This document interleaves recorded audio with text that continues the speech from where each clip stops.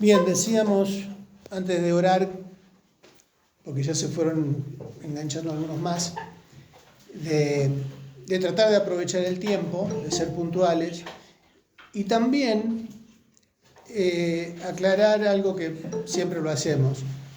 ¿Cuál es la idea de tener este sistema de clase? Porque en realidad es una combinación de virtualidad con presencial. Acá hay un grupo presente que dedica este tiempo, paga el precio de venir, de apartar una hora, y eso es valorable, hay que respetarlo. Por eso también la puntualidad. Y también para los que se conectan, es importante que aprovechemos el tiempo, porque justamente lo que pretendemos es que juntos podamos participar de la clase. ¿Por qué digo esto? Porque siempre pasa lo mismo en algunos casos, ¿no? Les entra la vergüenza, el pánico escénico. ¿Por qué? Porque no me están mirando. No, si somos nosotros que nos conocemos, que somos amigos, pero si hay otro de otro lado, me da no sé qué decir, porque ¿qué van a decir? ¿Qué van a pensar? ¿Y si meto la pata? ¿Y si digo? No solo los que vienen de manera presencial se achican, sino también los que se conectan. Porque dicen, pero ¿qué voy a decir si en una de esas? Lo mismo. Entonces es como que se pierde la frescura de lo espontáneo, de la pregunta, del comentario, hasta del debate en situaciones, cambio de opiniones, o opinar sobre cuál es la opinión que tiene cada uno sobre algún tema. Por eso también la invitación es a vencer ese temor, esa vergüenza, y que entendamos que todos somos hermanos iguales, acá no hay nadie que sea superior a nadie, todos venimos a aprender, inclusive quien les habla, porque a mí me encanta aprender de ustedes, porque una opinión que ustedes dan a mí me hace pensar y me desafía a prepararme para poder dar una respuesta o traer alguna información. O sea que yo necesito de ustedes también. Así que reitero esa invitación a que no tengan vergüenza en participar. ¡Ay, me olvidé la pava del mar! Bien, Pancho. Debe estar zapateando la pava normal. Bueno. Hermenéutica especial. Vamos a introducirnos en el tema. Todos tienen la hojita. La idea es que aprovechen el material impreso para justamente no demorar anotando pasajes o comentarios. Igualmente, si quieren tener un cuaderno para ir poniendo cosas, aparte de lo que está impreso, háganlo mejor. Lo mismo para los que están conectados. Espero que les haya llegado el material, los archivos. La idea es que esos archivos que yo les envié lo puedan imprimir y sobre ese material impreso también ir agregando cosas y teniendo su propia carpeta. A ver, hermenéutica especial. ¿Cuántos vienen de haber hecho hermenéutica general? 2, 3, 4, 5, 6, 7, 8. Bien. ¿Por qué pregunto cuántos hicieron hermenéutica general? Porque la materia hermenéutica en realidad es una materia de seminario. Junto con introducción bíblica, hermenéutica es una materia, podríamos denominarla técnica. No tiene mucho de espiritual la hermenéutica, no es un estudio devocional, no es un análisis que nos lleva a una profundidad temática, Y por eso algunos les escapan a esto porque dicen, no, hermenéutica, ¿qué es la hermenéutica? Suena ya algo raro. En una oportunidad, hace varios años atrás, una hermana que venía de otra congregación, cuando se entera de que dábamos hermenéutica, o se presenta, no sé si fue la primera vez, casi que se escandalizó. ¿Cómo hermenéutica? A mí me dijeron en la iglesia donde yo vengo que eso es una materia diabólica. ¿Por qué? Porque la palabra hermenéutica viene del dios Hermes. ¿Y cómo vamos a estudiar algo que tenga origen diabólico? Ya de entrada me tiro abajo. Pero en realidad no me extraña, porque claro, hay ciertas tendencias denominacionales a no meterse en algunas cuestiones que lamentablemente por una cuestión de ignorancia no manejan. En realidad la hermenéutica sí tiene una relación con Hermes, pero es una palabra griega que está en la Biblia. Entonces yo le tuve que mostrar a la hermana que en el griego Jesús, bueno, ¿se acuerdan? A ver, como después lo vamos a ver más adelante, pero ¿se acuerdan el camino de Emaús? Esas dos personas que iban caminando y de repente Jesús se encuentra con ellos en el camino y empieza un diálogo ahí. ¿De qué están hablando? Le dice Jesús. ¿Cómo? ¿Vos no sos el único que no sabe lo que pasó?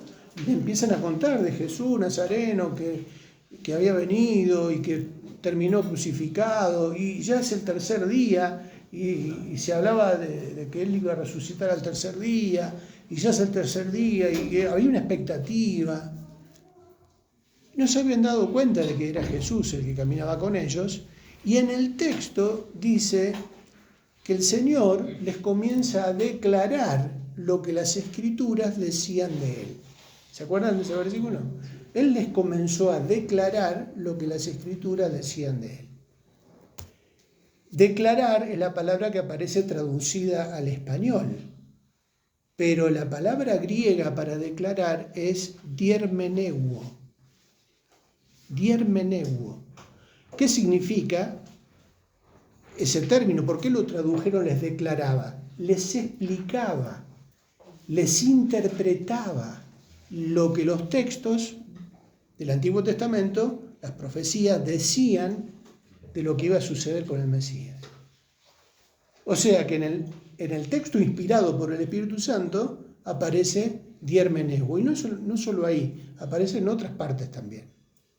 O sea que hermenéutica o hermeneuo es una palabra que el Espíritu Santo inspiró. Se terminó la discusión. Pero hay que explicarlo. No hay que asustarse. Igualmente es cierto que es una materia técnica. ¿Por qué? Porque lo que significa la palabra hermenéutica es principios de interpretación de texto o normas para interpretar un texto. En este caso nosotros lo que tenemos es hermenéutica bíblica. También en la Facultad de Lengua, si ustedes van a Córdoba, a la Facultad de Lengua, dentro de la currícula de las materias, está hermenéutica. O sea, hermenéutica también es una materia secular, se estudia en la facultad. En lengua es necesario también interpretar el texto. Cuando ustedes leen el diario, bueno, yo no sé leer el diario, ¿no? Bueno, cuando leen la pantalla,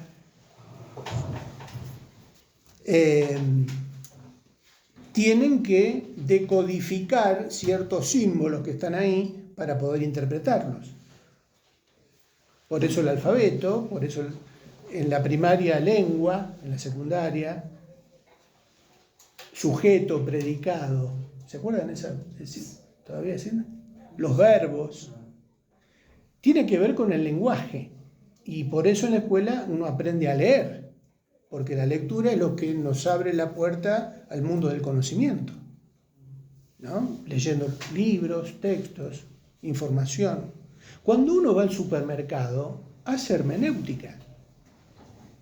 ¿Por qué? Porque antes de comprar algo, ¿qué tiene que hacer? Leer, comparar. Leer, comparar, informarse. O sea, tiene que decodificar la oferta. ¿Por qué me decido a comprar determinada cosa? Porque primero tengo que ver si me conviene. ¿Cuánto cuesta? ¿Cuánto pesa el paquete? O sea, hay una serie de información que yo necesito para después decidir. Entonces, estoy analizando la información que decodifican mis ojos cuando leo para después decidir o para saber informarme. Uno hasta podría decir que hacemos hermenéutica cuando vamos en la ruta y tenemos que interpretar los signos viales. Una curva peligrosa, doble línea amarilla, ¿qué significa la línea de puntos? No sé, la cartelería, qué grado de importancia tiene la forma del cartel, es un triángulo, es un rectángulo de color celeste, o sea, cada detalle tiene un significado. Estamos haciendo hermenéutica. Cuando hablamos de hermenéutica bíblica, lo que hacemos es ir a un texto que tiene información y esa información yo la tengo que evaluar, entender el significado de las palabras, y si no entiendo el significado de una palabra, ¿qué tengo que hacer? Busca el diccionario bíblico. El mataburro, decía mi papá. Agarrar el mataburro. Salir de mi ignorancia, ¿no? Y tratar de asegurarme el significado de la palabra, porque uno puede pensar que sabe lo que significa. ¿No les pasó alguna vez eso?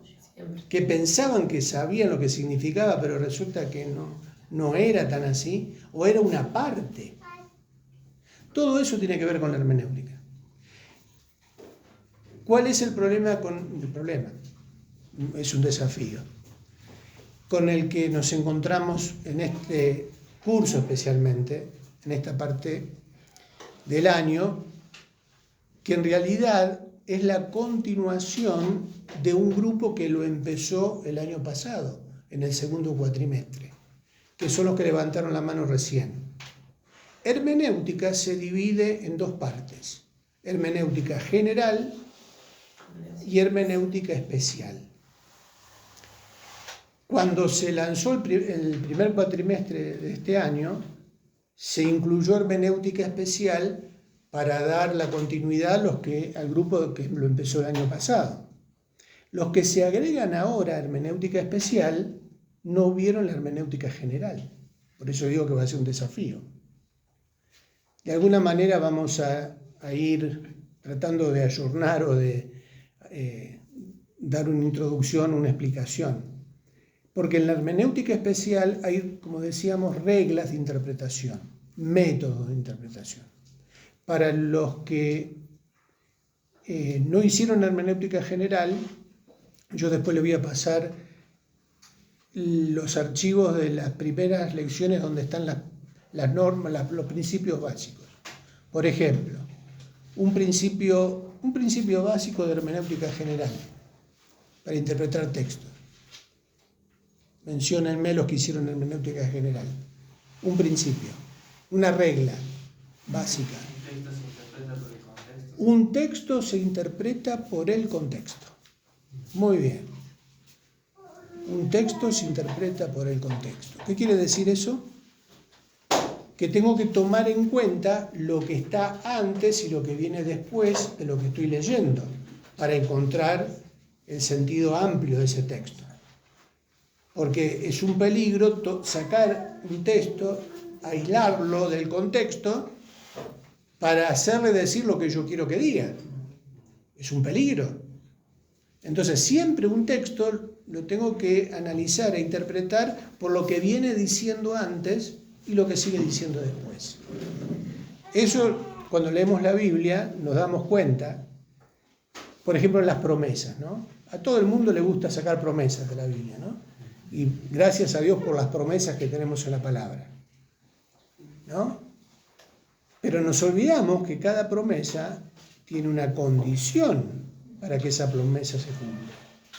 Entonces, a veces se aísla la promesa de la condición para que la promesa se realice o se cumpla. Y no, yo quiero la promesa. No me dé trabajo, no me ponga otra cosa. No, hay que tomar en cuenta todo. Ese es otro principio. El Nuevo interpreta el Antiguo. El Nuevo Testamento interpreta al Antiguo Testamento. No lo rechaza, no lo anula, se complementan. Y el Nuevo Testamento ayuda a entender todo lo que en el Antiguo Dios vino haciendo para preparar a su pueblo para que reciba el Mesías.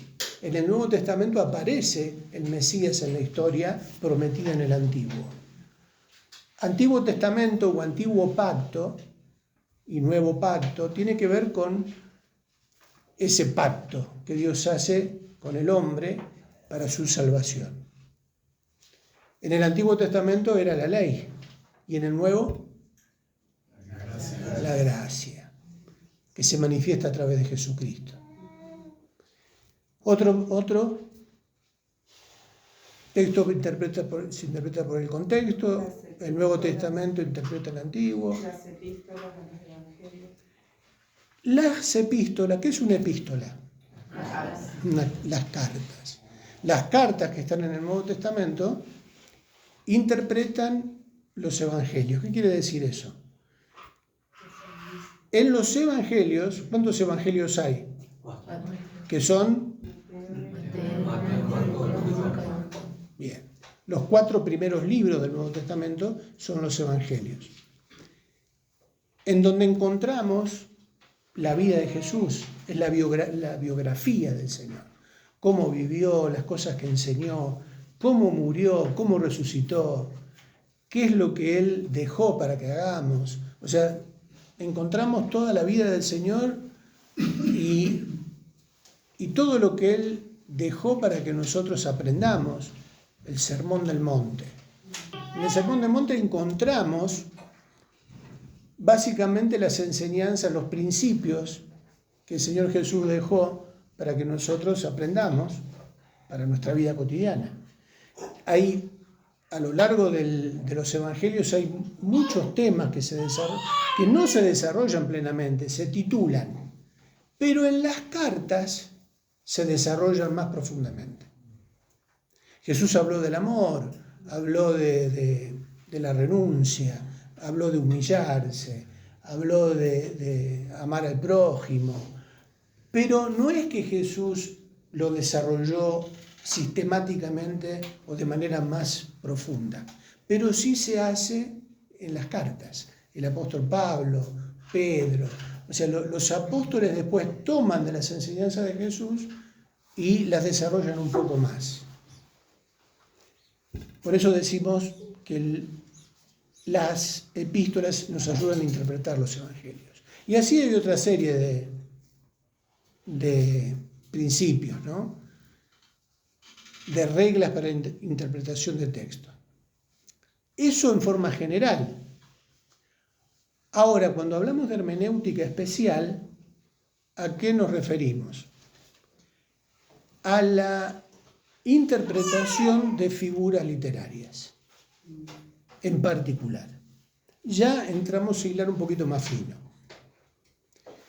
porque la Biblia contiene un estilo, un lenguaje, una manera de transmitir que para nuestra mentalidad occidental es extraña. No estamos acostumbrados a interpretar metáforas o símbolos o fábulas o parábolas. Ustedes van a ver que en toda la Biblia se utilizan muchas figuras literarias que si nosotros no aprendemos a identificarlas, corremos un riesgo de interpretarla mal. Porque lo que es una metáfora, si nosotros lo tomamos literalmente, corremos ciertos riesgos. Por ejemplo, cuando Jesús dice, si tu ojo te es ocasión de caer, sácatelo y échalo fuera de ti. Si tu mano te es ocasión de caer, ¿qué dijo Jesús? ¡Sa! Si tu pie te es ocasión de caer, claro, entonces hay que tomarlo literalmente. ¿Qué quería decir Jesús con eso? Apartarse. Bien, bien. El que no aborrece a su padre y a su madre no es digno de mí. Epa. ¿Qué está enseñando Jesús? ¿Que tenemos que aborrecer a nuestros padres?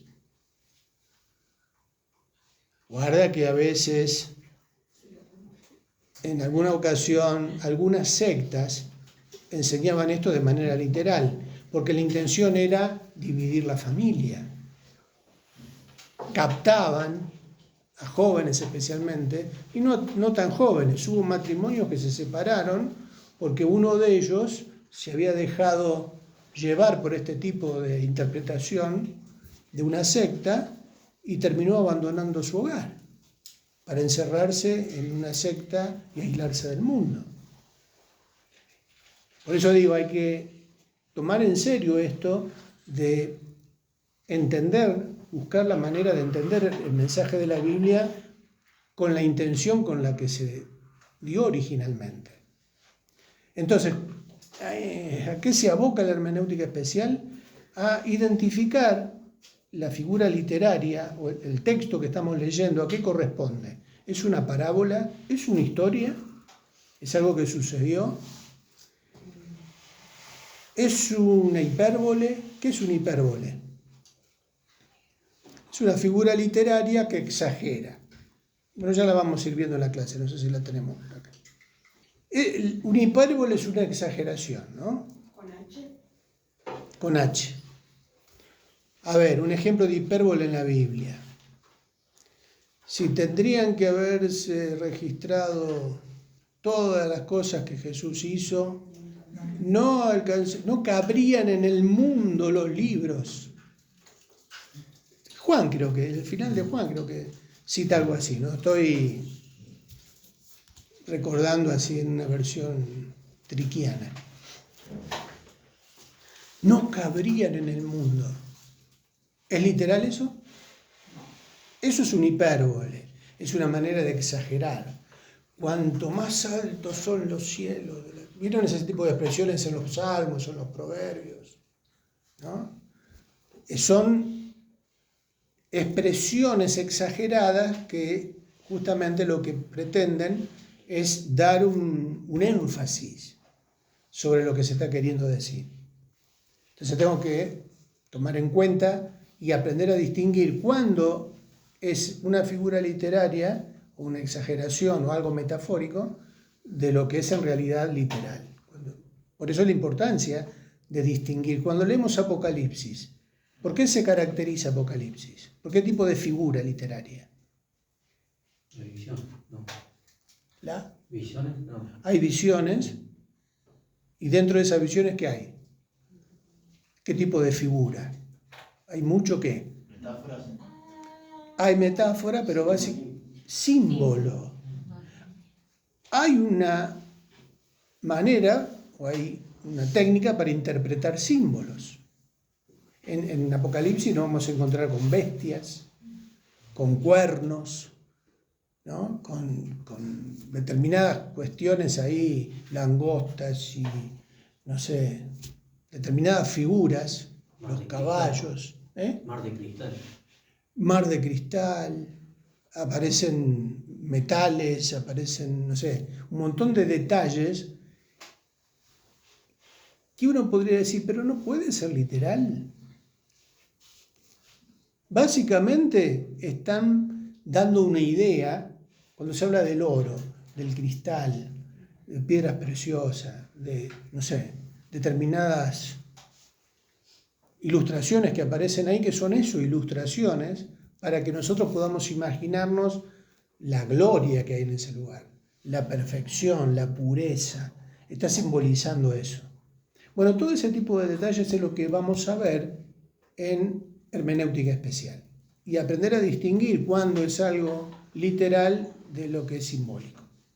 Cuando hablamos de metáforas, todas estas figuras literarias son figuras metafóricas, pero tienen características propias. A eso nos vamos a dedicar en la hermenéutica especial y por eso es necesario también tomar en cuenta las bases de la hermenéutica general. Hermenéutica especial. Como habíamos visto, la hermenéutica se divide en general y especial. En el campo de la hermenéutica especial, veremos diferentes figuras literarias que fueron utilizadas no solo para enriquecer un estilo, sino también para entender de una manera más clara la enseñanza o el principio espiritual que se pretendía transmitir. La cultura oriental siempre se caracterizó por el uso del lenguaje figurado como una herramienta para facilitar la comprensión. ¿Cómo se podría describir a Dios o a explicar la eternidad, la gracia, el cielo y otros tantos temas si no se los compara, asocia o contrasta con elementos familiares a nuestra cultura o realidad dimensional? A continuación veremos algunos ejemplos de diferentes figuras del lenguaje utilizadas en la Biblia.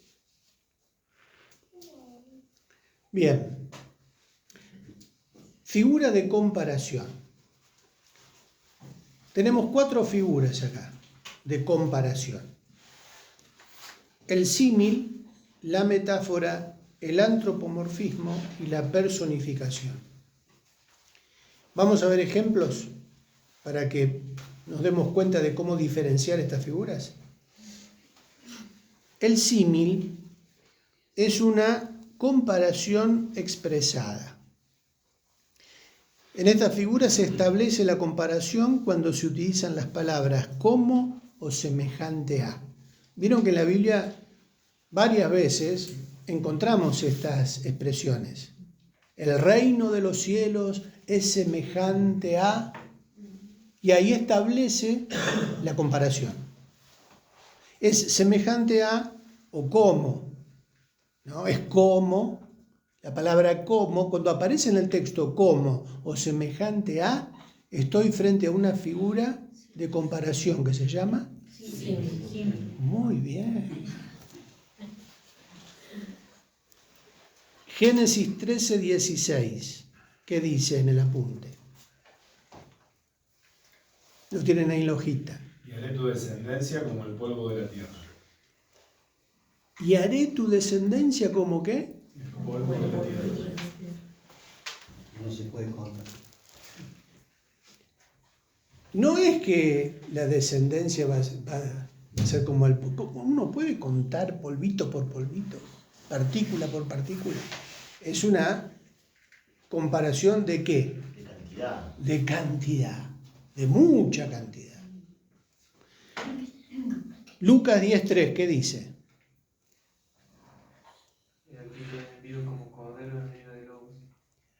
He aquí yo os envío como en medio de...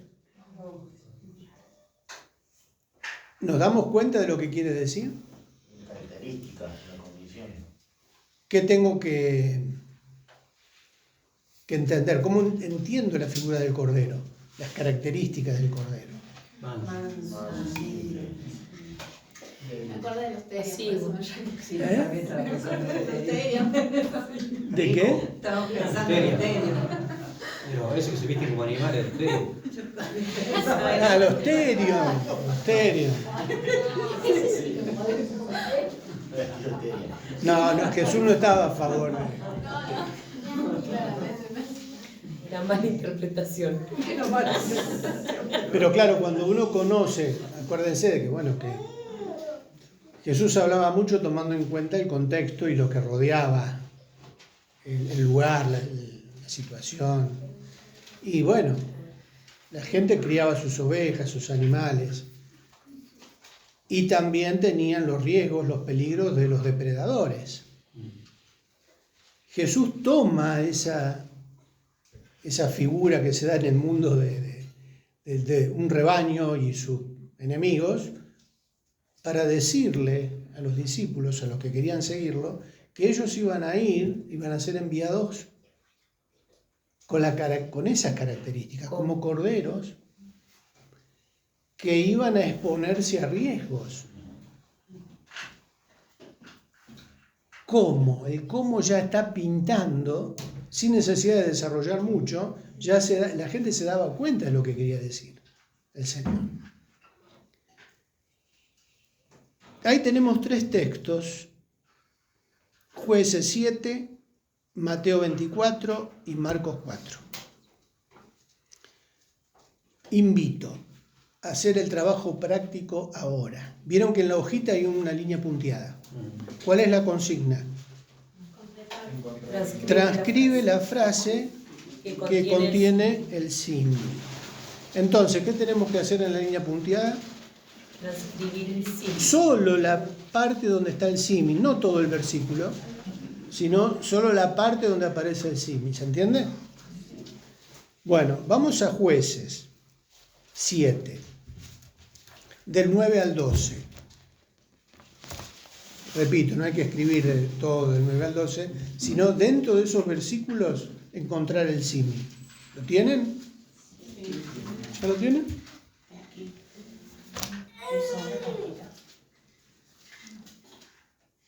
¿Nadie se quedó con hojas, copias? ¿Leemos nada más que el símil o leemos todo el versículo? Porque para entender el símil habría que leerlo todo. Sí, primero vamos a leer del 9 al 12. Y después de leer del 9 al 12, vamos a identificar el símil. ¿Tenés, Susana, el pasaje? Sí, lo leo si querés. Dale. Aconteció que aquella noche Jehová le dijo: levántate y desciende al campamento, porque yo lo he entregado en tus manos.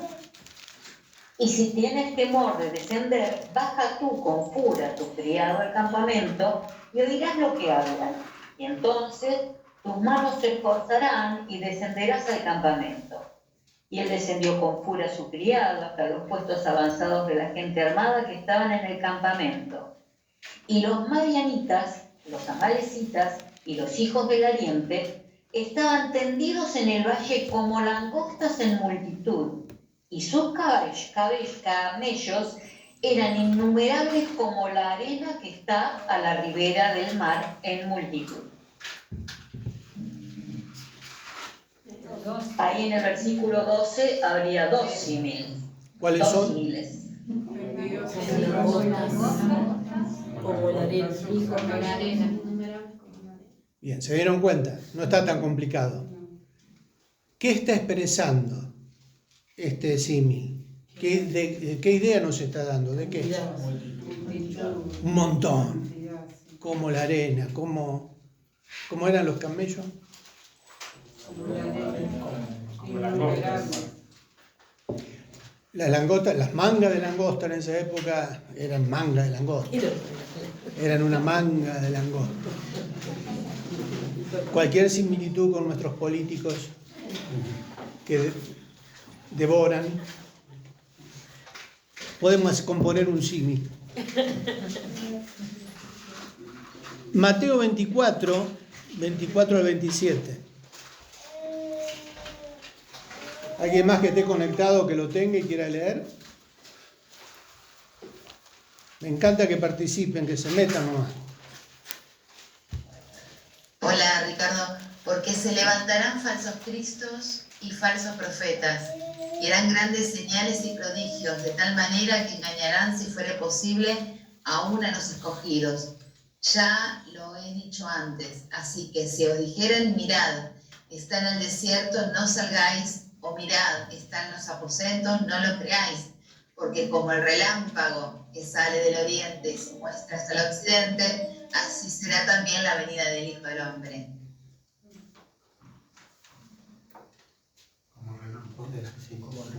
Como relámpago. Porque como el relámpago, exacto. tiempo, La rapidez. Ah, inmediatez. está expresando qué, como el relámpago que sale del oriente. ¿De qué está hablando? Velocidad. Tiempo, velocidad. Claro, la velocidad es algo repentino, veloz, no da tiempo a nada. Así va a ser. ¿Cómo? Y Marcos 4, 30 al 32. Decía también, ¿a qué haremos semejante el reino de Dios? ¿O con qué parábola la compararemos? Es como el grano de mostaza, que cuando se siembra en tierra es la más pequeña de todas las semillas que hay en la tierra, pero después de sembrado crece y se hace la mayor de todas las hortalizas, y echa grandes ramas, de tal manera que las aves del cielo pueden morar bajo su sombra. Acá hay un símil, ¿dentro de qué? De una parábola. Acá hay dos figuras literarias. Ya vamos a llegar a cómo interpretar una parábola o cómo diferenciar una parábola de una alegoría. Son muy sutiles los cambios. Pero nosotros tenemos pocas parábolas en la Biblia. Jesús enseñaba usando el método de la parábola, pero también usa la alegoría. ¿Cuál es la bueno, ya nos vamos a meter nos vamos a adelantar. Pero acá está hablando de una parábola. ¿Qué haremos semejante al reino de Dios o con qué parábola la compararemos? Pero aparece un símil entre medio. ¿Y de qué habla ese símil? Es como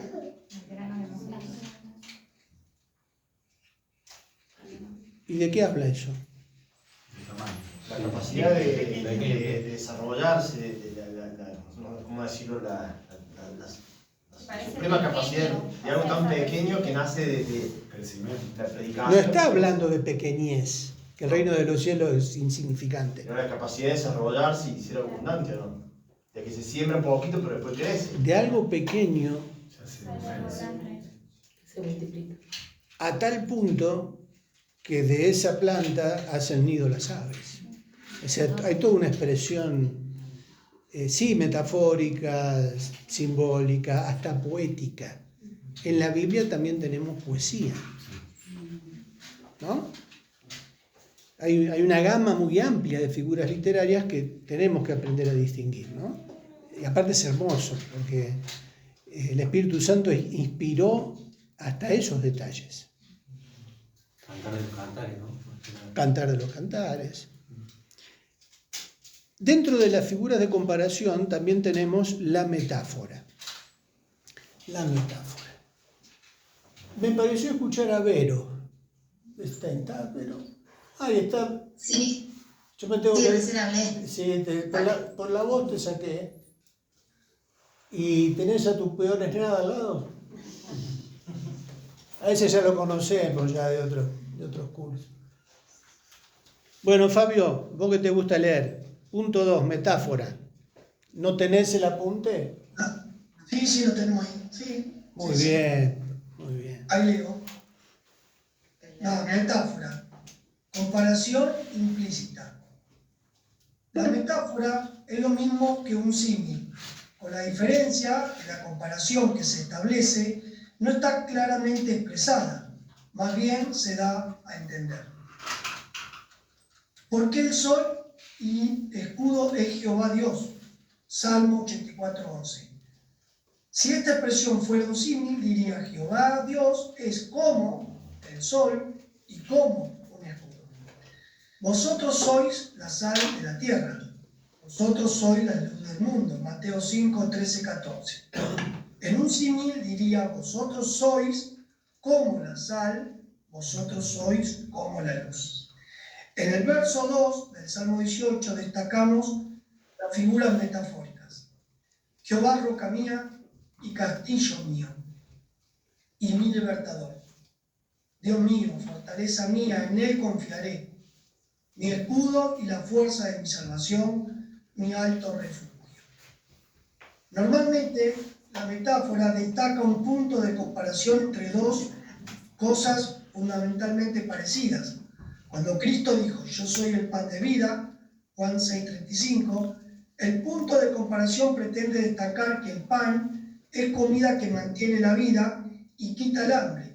Comparar el pan entre el trigo molido y los sufrimientos de Cristo, o sigo en el otro lado porque no lo veo acá, o el pan dentro del horno, con el tiempo que Jesús estuvo dentro de la sepultura, o la suciedad del pan con la compasión de Cristo, es forzar la metáfora a los extremos.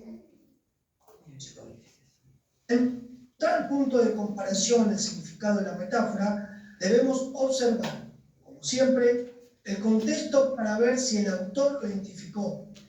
Si no lo hizo, debemos analizar los objetos que se comparan y tomar el significado natural como el más probable. En los textos siguientes, transcribir la frase que contiene la metáfora. Bueno, eso les va a quedar como tarea. ¿Sí? Lo vemos la semana que viene. Pero, ¿se fue entendiendo la diferencia entre símil y metáfora?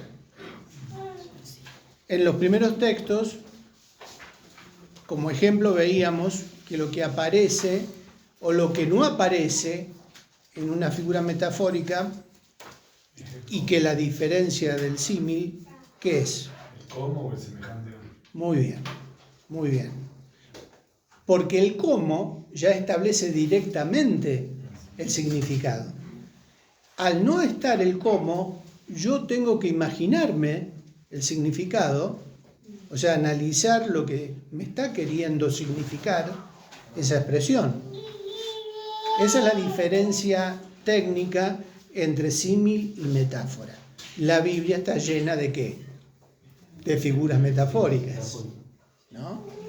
Siempre el símil y la metáfora, como el antropomorfismo y la personificación, son figuras de comparación. O sea, son partes del texto o un texto en donde van a aparecer elementos o figuras que no son literales, me están expresando algo que contiene un significado que no es el literal. ¿Se entiende? Sí. En la parte de la explicación de la metáfora hay riesgos a la hora de interpretar. Y aparece otra palabra que la vamos a ver más adelante, aunque ya mencionamos algo, que es el peligro de la alegorización. Somos muy tendientes a alegorizar, después vamos a ver por qué. Pero fíjense que en el ejemplo que tenemos acá, cuando Jesús dice yo soy el pan de vida, el punto de comparación pretende destacar que el pan es comida que mantiene la vida y quita el hambre. Comparar el pan entre el trigo molido y los sufrimientos de Cristo, yo he escuchado eso, ese tipo de interpretación de metáfora. Porque Jesús, como el pan, sufrió la tortura, el castigo, su cuerpo fue molido por nuestros pecados, como el pan, como la harina fue molida. ¿Y a qué estoy llevando la metáfora del pan? La extrema alegorización. Pero, ¿qué significado le estoy dando? Una exageración, un hipérbole. Pues ya me fuiste muy profunda. ¿Pero qué? ¿Qué me está mostrando de Jesús? ¿Qué pasó? El sufrimiento. Pero eso lo estoy forzando, porque en el contexto lo que se está hablando es que Él es el pan de vida. Una exégesis negativa. Es una exégesis negativa. Muy bien, Gera. Esa es la clase. O el pan dentro del horno con el tiempo que Jesús estuvo dentro de la sepultura. O sea, ¿cuál es la metáfora ahí? ¿Quién va a dejar un pan 3 días? De la hormiga. Ahí sí que estamos en el horno. O la suavidad del pan con la compasión de Cristo. La masa recién salida del horno, suavecita, con un poquito de manteca, dulce. Bueno, qué cosas, ¿no? Delicia. Ricky, pero ahí te acuerdas que recién decía él, uno de los principios de interpretación es el texto en su contexto, porque nadie puede teorizar tanto. La Biblia en su contexto general habla de que Jesús es el pan de vida como la fuente de vida, el camino de la vida eterna, etcétera, etcétera, como el alimento espiritual. Pero alguno que tomó bebida espirituosa, capaz que empezó a interpretar. Bueno, claro, uno por ahí lo toma, se ríe de esto, pero a veces es preocupante escuchar desde el púlpito ciertas alegorizaciones que rayan con la herejía casi, ¿no? Ahora, nosotros somos de buscar la alegoría, ¿no? Y a veces se toma la alegoría como texto revelado, como un texto que tiene un mensaje claro, y si no aclaramos lo que es una alegoría, hay gente que puede pensar que es así. Se queda, porque la ilustración pega mucho, o sea, produce un impacto emocional y también deja en la mente un recuerdo. A veces la gente de ciertos mensajes se acuerda más de las anécdotas o de las alegorizaciones, de las ilustraciones, que del mensaje en sí. Si yo no soy coherente con lo que el texto me está diciendo y me especializo en la alegoría, corro riesgos de bajar una línea que no es la que quiere decir el texto. ¿Se dan cuenta de la importancia de aplicar la hermenéutica cuando leemos, cuando estudiamos y cuando escuchamos? O leemos o vemos un sitio en internet. Es importante. Hasta ahí llegamos, ¿no? Para encontrar el punto de comparación, el significado de la metáfora, debemos observar, como siempre, lo que decíamos, el contexto.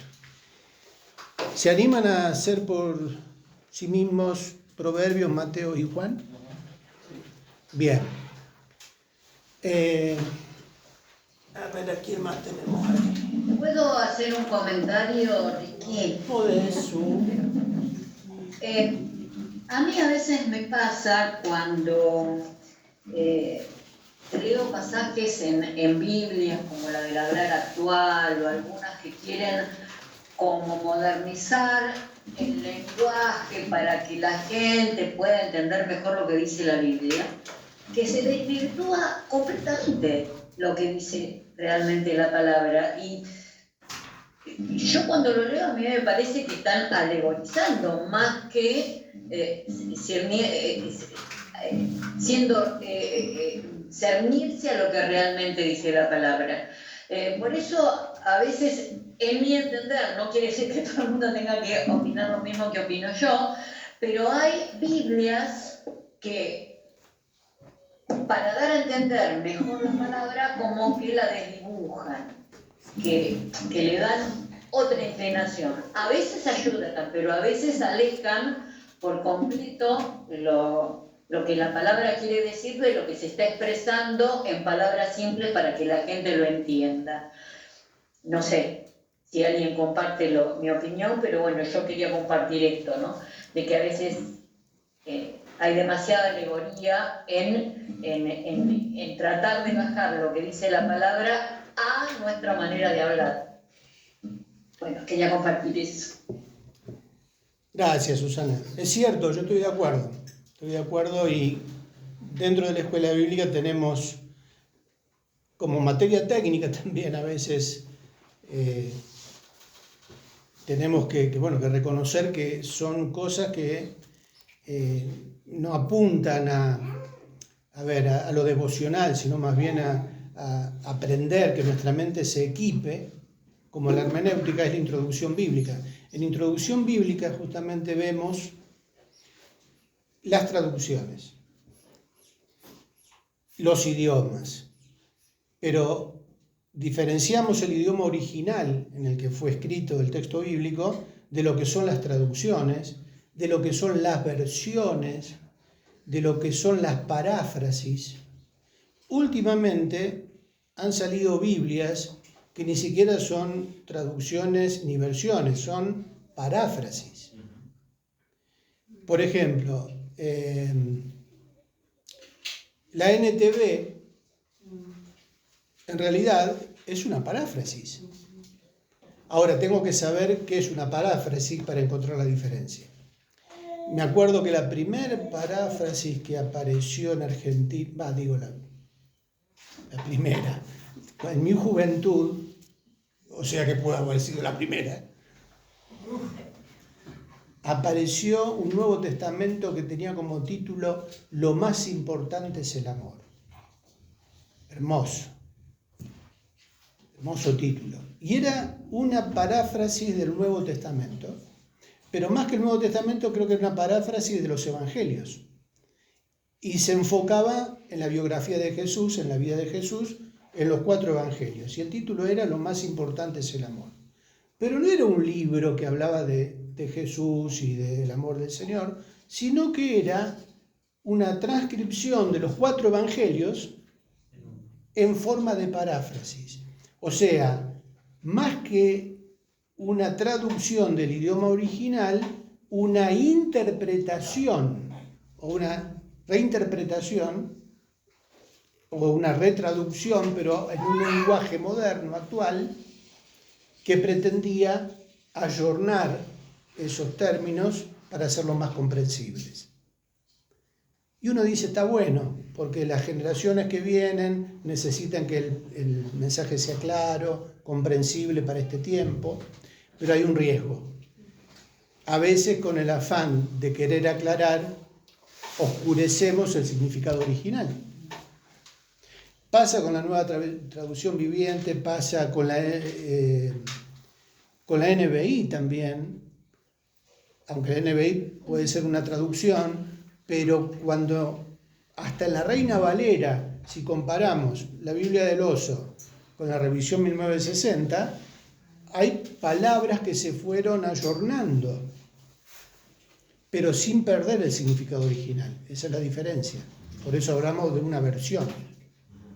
Pero eso tenemos que introducirnos en esa materia. Por eso hay que tener cuidado con las versiones que usamos, las traducciones y las paráfrasis. Vamos a orar porque ya nos queda un minuto. Sandra, ¿podés orar? ¿Podés terminar con una oración? Hola, buenas noches. Sí, oramos. Gracias, Señor, por este tiempo. Gracias por poder aprender más de tu palabra. Te damos toda la gloria y toda la honra y te pedimos, Señor, que bendigas a cada uno de nuestros hermanos, los que están conectados y los que están ahí, y que nos sigan con sabiduría y entendimiento, Señor, para poder comprender en realidad qué es hermenéutica y que sea una herramienta para que nosotros podamos usar. Gracias queremos darte, te alabamos, te bendecimos y te rogamos tu compañía el resto de la noche. Oramos en el nombre de Jesús. Amén. Amén. Saludamos a los que están conectados. Dios les bendiga. Buenas noches, chao.